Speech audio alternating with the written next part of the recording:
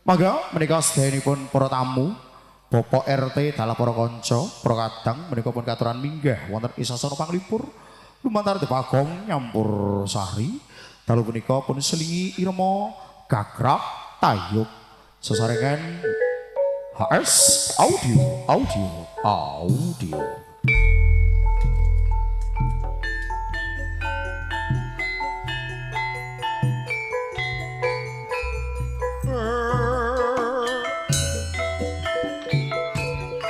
Nyumangake menika rawuh wonten ing sasana panglipur Bapak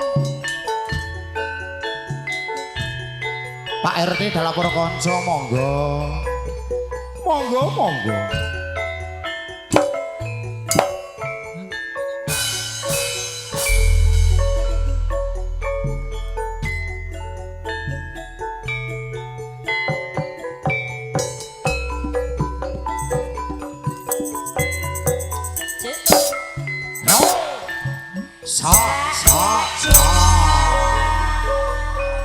Ayo Pak D, ampun kedangon Zurasi. Kartu tondo moto. Kula aturi ingkang jengkar saking sasana. Injih Kang Mas. Krida. Apa iki? Krida luka Mas. Ayo Dik. Monggo. Rawuh riyin. Nggih, jenengan minggah mangke lek Dik anu waranggonane jumeneng.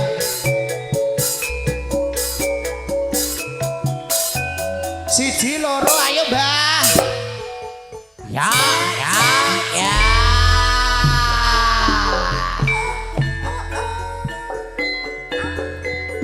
Ayo tambah neh kok guru wong telu.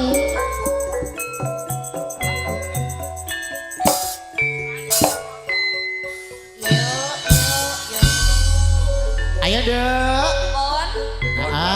Wis wong telu lah ra dadi ngopo. Monggo Mbak Pan. Ayo. Dek Putri, Dek Siska, ayo Dek. Ayo Dik. Iya no. Ano. Siji-siji. Ya ta.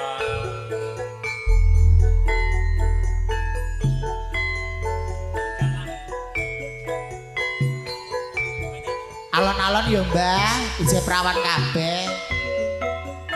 Aja gelak-gelak. Yo. Semonggo.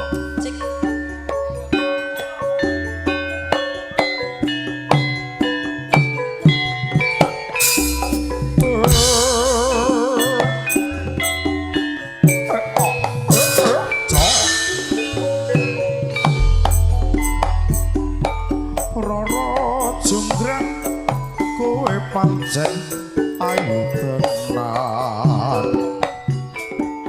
Ora mokal yen aku nandang kasmaran.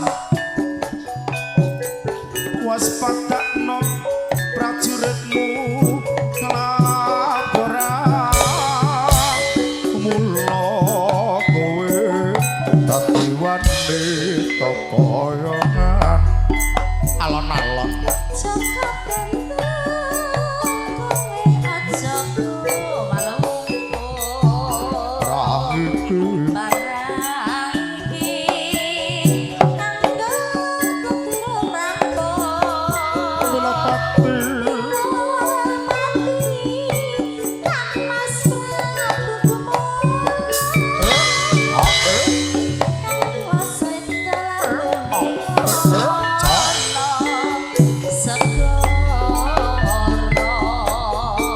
Prabu tobat kowe wanita kang hebat.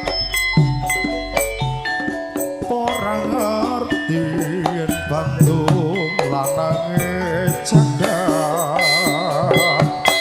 Putra Prabu Pengginggang Marmaya. Aku duwe aji sekti Pandawasa. Roro jonggrang hati Mbah manut tosun untuk garwa anak kok beliau barang. Joko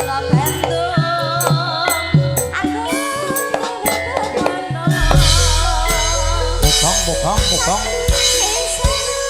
Warang gonane ning arep. Sing joget ning guru. Iya jonggran. Panyuwunmu tak turuti.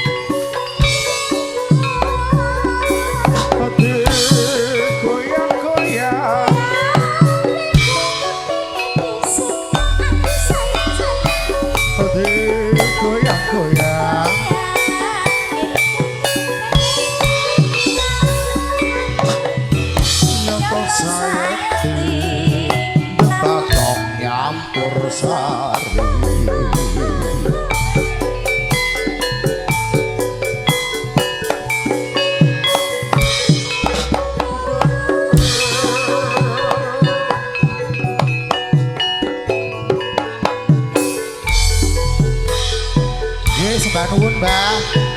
Pisan-pisan lan ana tayupe. Hati-hati. Ditanting, Pak, ditanting, Pak.